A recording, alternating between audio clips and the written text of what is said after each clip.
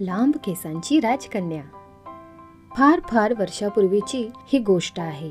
निळ्या समुद्राशेजारी चंद्रगड नावाचे एक राज्य होते. त्या राज्यात विक्रमसिंह नावाचा एक राजा राज्य करीत होता. राजा विक्रमसिंह फार दयाळू, शूर, तसाच गरिबांचा कैवारी होता. त्याला सुंदर अशी राणी होती. त्या राणीचे नाव यशोधरा होते. ती देखील आपल्या पतीप्रमाणे दयाळू होती. साऱ्या प्रजेची ती आवडती राजा राणी होती. सारेजण अगदी सुखात होते. परंतु इतके सुख असून देखील राजा राणी मात्र मनातून दुःखी होते. कारण त्यांना मुलबाळ नव्हते, राज्याला वारस नव्हता, त्यांच्या वंशाला दिवा नव्हता. राजा राणीने खूप नवस केले, तीर्थयात्रा केल्या, साधू संन्याशांची सेवा देखील केली, परंतु सारे व्यर्थ. तरीही राजा राणीचा देवावर विश्वास होता. एकदा काय झालं, एक वृद्ध साधू राजा विक्रमसिंहाच्या स्वप्नात आला. हे राजन, तू फार कष्टी दिसतोस, तुला कसले दुःख आहे? साधूने राजास विचारले. महाराज, माझ्याजवळ सुखाचा सागर आहे, धन आहे, दौलत आहे, सुलनी पत्नी आहे, प्रेमळ प्रजा आहे, इमानी सैनिक आहेत. पण हे सुख केवळ माझ्याच करता का? म्हणजे तुला अजून हवं आहे तरी काय? साधूने विचारले. महाराज, माझ्या वंशाला दिवा हवाय. मी निपुत्रिक म्हणून जगायला तयार नाही. मला मुलगा हवाय. माझ्या राज्याला वारस हवाय. राजाच्या डोळ्यात पाणी आले. ते पाहून साधूला त्याची दया आली. थोड्या वेळ विचार करून ते राजास म्हणाले. राजा, तुझ्या नशिबात पुत्र सुख नाही. हा, एक कन्या मात्र तुला जरूर होईल. माझ्या तपोबलाच्या सामर्थ्याने तुझी राणी राजकन्येला जन्म देईल. साधूचे हे शब्द ऐकून राजास खूप आनंद झाला. त्याने साधूचे पाय धरले. तो बोलला. महाराज, कन्या तर कन्या, परंतु आमच्या राजमहालात पाळणा हलू द्या, त्यात मला आनंद आहे. साधू हसला. राजाच्या हातात एक सफरचंद देऊन साधू त्यास म्हणाला. राजा, हे फळ तुझ्या राणीला खावयास दे. माझा तुला आशीर्वाद आहे. एक गोष्ट मात्र लक्षात ठेव. ती कोणती? राजाने आश्चर्याने विचारले. आजपासून बरोबर 15 वर्षांनी खग्रास सूर्यग्रहण होणार आहे. त्या दिवशी तू व तुझ्या राणीने राजकन्येशी बिलकुल बोलायचे नाही आणि तिचे तोंड देखील पाहायचे नाही. नाहीतर मोठे संकट तुमच्यावर ओढावेल. तुला किंवा तुझ्या राजकन्येला याची फळे भोगावे लागतील. साधूने राजास ताकीद दिली. तेव्हा राजा हात जोडून म्हणाला. महाराज, सूर्यग्रहणाचे वेळी आम्ही दोघे व्रत पाळू. राजकन्येचे तोंड पाहणार नाही. आणि मग तो साधू राजा विक्रमसिंहास आशीर्वाद देऊन गुप्त झाला. राजा खडबडून जागा झाला. साधूने स्वप्नात दिलेले ते सफरचंद त्याच्या हातात होते. सफरचंद पाहून तो आनंदला. राजाने ते सफरचंद आपल्या राणीस खावयास दिले. स्वप्नात साधूने सांगितलेली सर्व हकीकत राजाने राणीस सांगितली. तिलाही खूप आनंद झाला. मग काय, साधूच्या आशीर्वादाने राणी यशोधरेने लवकरच एका कन्येला जन्म दिला. राज्याला वारस मिळाला. राजा विक्रमसिंहास खूप आनंद झाला. साऱ्या प्रजेला आनंद झाला. राजाने राजकन्येचे मोठ्या थाटाने बारसे केले. तिला पाळण्यात घातले. राजवाड्यात नगारे दुमदुमू लागले. साऱ्या प्रजेला लाडूचे जेवण मिळाले. राजा राणीने आपल्या कन्येचे नाव सुमती ठेवले. सर्वांनी राजकन्या सुमतीचा जय जयकार केला. तिला आशीर्वाद दिला. झालं. दिवसामागून दिवस लोटू लागले. वर्षामागून वर्षे जाऊ लागली. राजा राणी तिचे खूप लाड करीत. तिचा हवा तो हट्ट पुरवीत. तिला ते अगदी आपल्या तळहाताच्या फोडाप्रमाणे जपत होते. होता होता राजकन्या 15 वर्षांची झाली. राजकन्या सुमती खूप सुंदर होती. गोरी गोरी पान, निळेभोर डोळे, कुरळे केस आणि गालावर काळा तीळ. शिवाय तिचा सदोदित हसरा चेहरा. यामुळे सर्वांची ती आवडती राजकन्या होती. ती सर्वांशी मनमोकळेपणाने वागे. त्यांच्याशी गोड बोले. गोर गरिबांना मदत करी. आपल्या आई वडिलांप्रमाणे तिचा स्वभाव प्रेमळ होता. सारी प्रजा सुखी होती. राजा राणी आनंदात होती. तो वैशाखाचा महिना होता. भर उन्हाळ्याचे दिवस आणि त्यातच साधूने सांगितल्याप्रमाणे सूर्यग्रहणाचा दिवस उजाडला. राजा राणी स्वप्नातील साधूला विसरून गेले होते. नेहमीप्रमाणे राजा विक्रमसिंह राजकन्येच्या महालात तिला भेटायला गेला. त्यावेळी ते आपले डोक्याचे केस मोकळे सोडून आरशासमोर बसली होती. राजा राजकन्येजवळ गेला. तिच्या केसांवर प्रेमाने हात फिरवीत राजा म्हणाला. बाळ, अजून केस विंचरले नाही वाटतं. तुझे कुरळे केस किती छान आहेत नाही. आणि हे तो बोलतो आहे तोच राजा विक्रमसिंहाच्या डोळ्यावर अंधारी आली. तो धाडदिशी जमिनीवर बेशुद्ध होऊन पडला. राजकन्या घाबरली. तिने धावत जाऊन राणीला बोलावले. द्वारपालाने राजास उचलून बिछाण्यावर झोपवले. त्या अवधीत तो वृद्ध साधू राजाच्या पुन्हा स्वप्नात आला. तो रागाने राजास बोलला, राजा, आज सूर्यग्रहण आहे आणि तुझी राजकन्या 15 वर्षांची झाली. आज तिचे तोंड पाहायचे नाही, तिच्याशी बोलायचे नाही, हे तू विसरलास. माझी अट तू मोडलीस. राजा घाबरला. त्याला पूर्वीचे स्वप्न आठवले. तो हात जोडून साधूची क्षमा मागू लागला. महाराज, कन्या प्रेमामुळे माझ्या हातून आज चूक झालीये. माझ्यावर दया करा. नाही, मी दया एकदाच करीत असतो. चुकीचं प्रायश्चित हे भोगायलाच पाहिजे. तू ऐन ग्रहणाच्या वेळी राजकन्याच्या कुरळ्या केसांचे कौतुक केलेस. माझ्या श्रापाने तेच केस रोजच्या रोज वीतभर लांब होत जातील. तुझी राजकन्या लांब केसांची होईल. असे बोलून तो साधू गुप्त झाला. इकडे राणीने व राजकन्येने गुलाब पाणी राजाच्या तोंडावर शिंपडून त्यास सावध केले. राजा शुद्धीवर आला व रडू लागला. परंतु आपण का रडत आहोत हे त्याने कोणासच सांगितले नाही. सर्वांना आश्चर्य वाटले. दुसऱ्या दिवशी राजकन्या सुमती झोपेतून जागी झाली. तेव्हा तिला आपले केस विधभर लांब झालेले दिसले. तिला आश्चर्य वाटले. असे रोज तिचे केस लांब लांब होत जाऊ लागले. प्रथम तिला लांब केसांची गंमत वाटली, पण जसे जसे ते वाढू लागले तसे तसे तिला खूप त्रासदायक होऊ लागले. राजकन्येला आपल्या केसांची नीट वेणी देखील घालता येत नव्हती. रोज सकाळी ती कात्री घेऊन आपले केस कापून कमी करी आणि या उलट दुसऱ्या दिवशी त्याच केसांची दुपटीने वाढ होई. तिचे केस इतके लांब झाले की ते जमिनीवर लोळू लागले. राजकन्या वेणी घालीनाशी झाली. लांब केसांमुळे ती आपल्या महालातून बाहेर देखील पडत नसे. साधूचा श्राप खरा झाला होता. आपण साधूच्या शब्दाला जागलो नाही याचा राजाला खूप पश्चाताप झाला होता. पण त्याचा आता काय उपयोग? राजाने निरनिराळे मांत्रिक बोलावले, वैद्य बोलावले.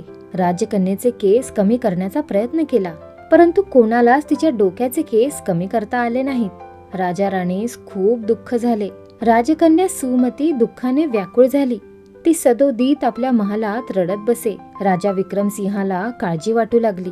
आपली राजकन्या अशीच जर लांब केसांची राहिली तर तिचा विवाह कसा होणार? त्याने याबाबत आपल्या प्रधानाचा सल्ला घेतला. तेव्हा प्रधानाने थोडा वेळ विचार करून राजास एक उपाय सांगितला.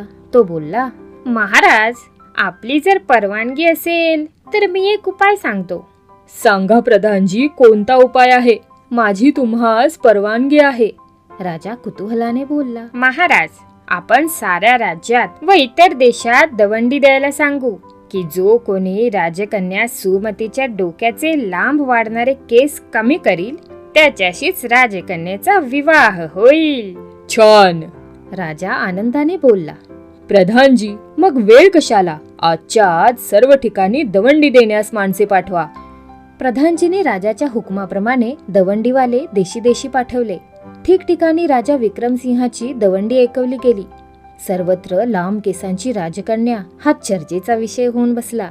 चंद्रगड राज्यापासून जवळच मिलिंद देश नावाचे एक राज्य होते. तिथे मानसिंह नावाचा एक राजा राज्य करीत होता. त्याला सुंदर असा राजपुत्र होता. वयाने असेल तो 20-22 वर्षांचा. उंच पुरा, गोरा गोरा पान, भरदार छातीचा, शिवाय देखणा असा तो राजपुत्र होता. अरे हो, तुम्हाला त्या राजपुत्राचे नाव सांगायचे राहिलेच की. बरं का, त्या राजपुत्राचे नाव होते संजय कुमार. राजपुत्र संजय शूर होता, तसाच धाडसीही होता. त्याने लांब केसांच्या राजकन्येची दवंडी ऐकली होती. राजकन्या सुमतीला पूर्वी एकदा त्याने पाहिले होते. ती त्याला खूप आवडली होती. तिच्यावर आलेले हे संकट पाहून राजपुत्राला चैन पडेना. यावर काहीतरी उपाय हा केलाच पाहिजे असा विचार करून तो राजा मानसिंहाची परवानगी घेऊन चंद्रगडाला आला. त्याने राजा विक्रमसिंहाची भेट घेतली व राजकन्येचे लांब केस कमी करण्याचा विडा उचलला. प्रथम तो राजकन्येच्या महालात गेला. त्याने तिची भेट घेतली, तिची समजूत घातली. तो बोलला, राजकन्ये, अशी उदास होऊ नकोस. लवकरच मी तुझी या केसांच्या आपत्तीतून मुक्तता करीन. मी तुझे केस थोडे कापून घेऊ का? राजकन्येने होकार देताच राजपुत्र संजयने आपली तलवार उपसली व राजकन्येच्या डोक्यातील जाड जूड असा एक झुपका कापून घेतला. राजकन्येचा निरोप घेऊन तो प्रवासात जायला निघाला.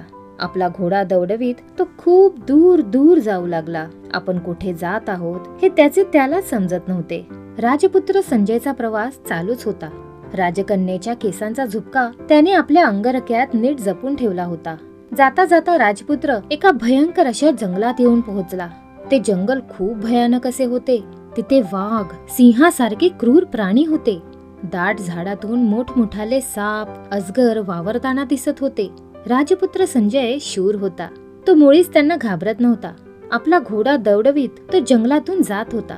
जंगलाच्या मध्यभागी येताच त्याला तिथे एक लहानशी झोपडी दिसली. ती झोपडी पाहून राजपुत्रास थोडे आश्चर्य वाटले. या अशा भयानक जंगलात कोण बरं राहत असेल असा त्याच्या मनात विचार आला. त्याने आपला घोडा झोपडीच्या दिशेने वळवला. राजपुत्र घोड्यावरून खाली उतरला.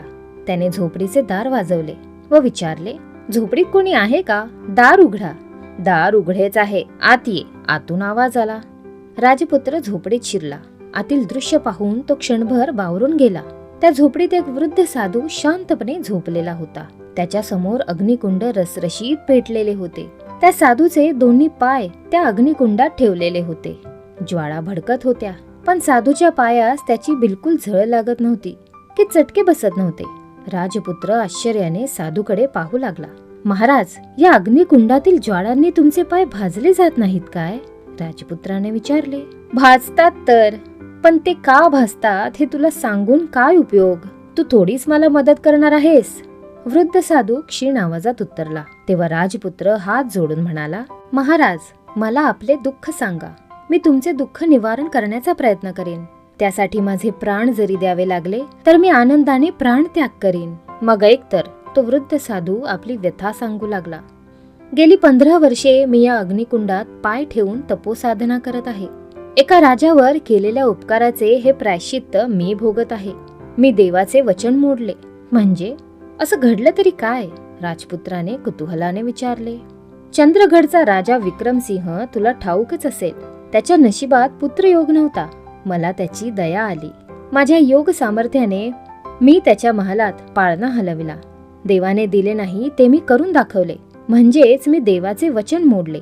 राजाला सुंदर राजकन्या मिळाली. त्यावेळी राजा विक्रमसिंहास एक गोष्ट नीट बजावून सांगितली होती. ती ही की राजकन्या 15 वर्षांची झाल्यावर सूर्यग्रहणाचे दिवशी राजा राणीने तिचे तोंड पाहायचे नाही, तिच्याशी बोलायचे नाही. पण राजाने माझा शब्द पाळला नाही. तो शब्द जर राजाने पाळला असता तर आज मला दिव्य दृष्टी प्राप्त झाली असती. स्वर्गलोकी माझे मानाचे स्थान राहिले असते. राजाने माझे शब्द मोडले. म्हणूनच मी राजकन्येला तू लांब केसांची होशील असा श्राप दिला. मी मात्र माझे सामर्थ्य गमवून बसलो. माझी मायावी शक्ती नष्ट झाली. माझे दोन्ही पाय तसेच अग्नीत राहिले. महाराज, तुमच्यासाठी मी काय करू ते मला सांगा. राजपुत्र बोलला. बेटा, त्यासाठी आपले शिर धडा वेगळे करावे लागेल. या अग्निदेवतेला तुझ्या शिराचा भोग द्यावा लागेल. तेव्हा कुठे माझे गमावलेले तपो सामर्थ्य आणि माझी मायावी शक्ती मला परत मिळेल. तू माझ्यासाठी देहत्याग करायला तयार आहेस काय? वृद्ध साधू राजपुत्रास म्हणाला. राजपुत्र संजयने क्षणाचाही विचार न करता आपल्या म्यानातून तलवार उपसली. आपले डोके अग्निकुंडावर वाकवून त्याने तलवारीचा घाव मानेवर घातला. त्या सरशी राजपुत्राचे शिर धडा वेगळे होऊन त्या अग्निकुंडात पडले. बाकीचे शरीर बाजूला जमिनीवर कोसळले. आणि काय चमत्कार! राजपुत्राच्या बलिदानामुळे साधूचे दोन्ही पाय अग्निकुंडातून बाहेर आले. अग्निकुंडातील ज्वाळा गुप्त झाल्या. त्या जागी फुलांच्या राशी झाल्या. त्या राशीतून राजपुत्राचे शिर बाहेर काढून साधूने ते त्याच्या शरीरात जोडले व एक मंत्र म्हटला. त्या सरशी राजपुत्र संजय पुन्हा जिवंत झाला. त्याला आनंद झाला. तो साधूच्या पाया पडला. उठ बेटा, मी तुझ्यावर प्रसन्न झालो आहे. तू कशासाठी प्रवासास निघाला हे मी जाणतो. मगाशी मी तुझी परीक्षा घेतली होती, त्यात तू उत्तीर्ण झाला आहेस. राजकन्येचे वाढणारे लांब केस कमी व्हावेत यावर उपाय शोधण्यासाठी तू निघाला आहेस ना? साधूने राजपुत्रास विचारले. होय महाराज, हा पहा राजकन्येच्या केसांचा झुपका. मी मुद्दाम सोबत घेऊन आलोय. राजपुत्राने अंगरख्यातून केसांचा झुपका काढून साधूस दाखवला. साधूने केसाचा झुपका हातात घेतला. तो राजपुत्रास बोलला. राजकन्येचे लांब केस मी या क्षणी माझ्या मंत्राने कमी करतो, परंतु तिच्यावर अजून एक संकट येणार आहे. हा त्या सूर्यग्रहणाचा कोप आहे. लांब केस कमी होताच ती खूप उंच उंच वाढत जाईल. इतकी की समुद्रात देखील उभी राहून ती जाऊ शकेल. राजवाडे, घरेदारे व माणसे तिला बाहुल्यांच्या खेळाप्रमाणे दिसू लागतील. सारेच काही विचित्र होईल. मग यावर देखील काही उपाय असेल ना? राजपुत्राने विचारले. साधू हसला. अरे, असा कष्टी होऊ नकोस. यावर देखील उपाय आहे. हा कमंडलू घे. हा जादूचा आहे. यातील पाणी तू राजकन्येवर शिंपडलेस की ती पुन्हा पूर्वव्रत सुंदर राजकन्या होईल. मग कसलेच संकट तिच्यावर येणार नाही. साधूने आपल्या जवळील जादूचा कमंडलू राजपुत्र संजयच्या हातात दिला. नंतर राजकन्येच्या केसांचा झुपका अग्निकुंडात ठेवून तोंडाने कसलासा मंत्र त्याने पुटपुटला. त्याबरोबर अग्निकुंडातील ज्वाळा प्रज्वलित झाल्या. तो केसांचा झुपका जळून भस्म झाला आणि तिकडे चंद्रगडमध्ये राजकन्या सुमतीचे खूप लांब लांब वाढलेले केस अचानक नाहीसे झाले. राजकन्येला आनंद झाला. राजा राणीला आनंद झाला. पण तो आनंद क्षणभंगूर होता. राजकन्या मायावती शरीराने उंच उंच होऊ लागली. तासाला तिची उंची वाढत होती. तिला राजवाड्यात राहणे मुश्किल झाले. ती धावतच मैदानात आली. ती नारळाच्या झाडा एवढी उंच झाली. काही वेळात ती अजून उंच झाली. आपली उंची वाढत असलेली पाहून राजकन्येला वेड लागायची पाळी आली. राजा राणी तर आपल्या मुलीची ही अवस्था पाहून बेशुद्धच पडले. राजकन्या वेड्यासारखी हसत समुद्रकिनारी गेली. तिला पाहण्यास देशोदेशीचे लोक येऊ लागले. समुद्रकिनारी एखाद्या यात्रेचे स्वरूप होऊन बसले. चंद्रगडची सारी प्रजा दुःखी झाली. देवा, राजकन्येला या आपत्तीतून लवकर मुक्त कर. तिला सुखी कर. असा प्रत्येक जण देवाचा धावा करून त्यास विनवू लागला. साऱ्या चंद्रगडाला राजकन्येची काळजी वाटत होती. राजकन्या वेड्यासारखी समुद्रातून इकडे तिकडे हिंडत होती. समुद्रातील पाणी ओंजळीत घेऊन लोकांच्या अंगावर शिंपडत होती. समुद्र तळाशी असलेले मोठे मोठे मासे चिमटीत धरून किनाऱ्यावर फेकीत होती. सगळीकडे नुसता गोंधळ उडाला होता. तिला कसा आवर घालावा याचा साऱ्या चंद्रगडाच्या प्रजेला प्रश्न पडला. सर्वांच्या तोंडचे पाणी पळाले होते. या अजब आणि उंच राजकन्येला पकडून साखळ दंडाने बांधून ठेवावे. तिच्यावर देखरेख ठेवावी असा हजारो सैनिकांनी विचार केला. त्यांनी खूप लांब लचक असे साखळदंड आणले. एक एक लोखंडाची साखळी 200-250 फूट लांबीची होती. सारे जण साखळदंड घेऊन भीत भीत राजकन्येजवळ आले. हजारो सैनिक तिच्या भोवती गोल रिंगण करून उभे राहिले. ते राजकन्येचे दोन्ही पाय साखळीने बांधू लागले. राजकन्या सुमती हा सारा प्रकार पाहत होती. तिला खूप गंमत वाटत होती. ती मोठमोठ्याने हसत होती. तिच्या हसण्याने एखादा ढग गडगडावा किंवा वीज कडकडावी असा मोठा आवाज चंद्रगडच्या राजधानीत घुमत होता. सारे सैनिक तिला मुंग्यांप्रमाणे दिसत होते. सैनिकांनी साखळदंड तिच्या पायास करकचून बांधण्याचा प्रयत्न करताच राजकन्या चिडली. तिने आपल्या दोन्ही हातांनी त्या लोखंडी साखळ्या तोडल्या व समुद्रात फेकून दिल्या. सारे सैनिक व लोक घाबरून पळाले. त्यांना परत काही तिच्याजवळ जायचे धाडस झाले नाही. इकडे राजपुत्र संजय साधूचा आशीर्वाद घेऊन व तो जादूचा कमंडलू घेऊन चंद्रगडाला यायला निघाला. आपला घोडा भरधाव दौडवीत तो चंद्रगडाला येऊन पोहोचला. राजधानीत आल्यावर त्याला समजले की राजकन्या सुमतीचे लांब केस जाऊन आता ती राक्षसासारखी खूप उंच झाली आहे. एकूण जंगलातील साधूने आपल्याला खरंच सांगितलं म्हणायचं. राजपुत्र संजय तसाच समुद्रकिनारी गेला. तेथे ती उंच राजकन्या पाहून त्याला खूप आश्चर्य वाटले. तो हळूहळू तिच्याजवळ जाऊ लागला. सैनिकांनी राजपुत्राला तिच्याजवळ जाऊ नका असा इशारा केला, परंतु राजपुत्र धीट होता. तो मुळीच डगमगला नाही. राजकन्येजवळ येताच त्याने जादूचा कमंडलू हातात घेतला व साधूचे स्मरण करून त्याने कमंडलूतील पाणी त्या उंच राजकन्येच्या पायावर शिंपडले. तो काय चमत्कार! राजकन्या सुमती क्षणार्धार्थ लहान लहान होऊ लागली. फुग्यातून हवा जाताच फुगा कसा लहान लहान होतो तशीच राजकन्या लहान झाली. अगदी पूर्वी होती तशी झाली. तिच्यावरचे संकट टळले. ती सुंदर दिसू लागली. तिला आता लांब केस नव्हते. राजकन्ये, आता तुझ्यावर कसलीच आपत्ती येणार नाही. राजवाड्यात जाऊ, राजपुत्र म्हणाला. राजपुत्र संजय राजकन्येला घेऊन राजवाड्यात आला. आपल्या मुलीला पाहून राजा विक्रमसिंहास व राणीस खूप आनंद झाला. त्यांनी राजपुत्र संजयच्या धाडसाचे कौतुक केले. दवंडीत सांगितल्याप्रमाणे लवकरच राजकन्या सुमतीचा आणि राजपुत्र संजयचा मोठ्या थाटाने विवाह झाला. साऱ्या प्रजेला आनंद झाला आणि सारे सुखात व आनंदात राहू लागले.